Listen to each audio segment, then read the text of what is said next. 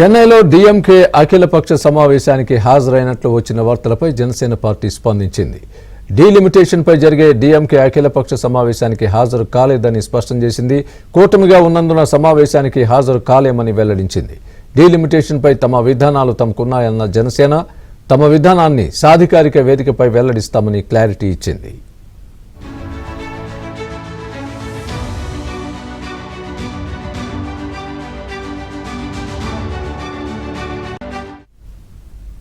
చెన్నైలో డీఎంకే అఖిలపక్ష సమావేశానికి హాజరైనట్లు వచ్చిన వార్తలపై జనసేన పార్టీ స్పందించింది.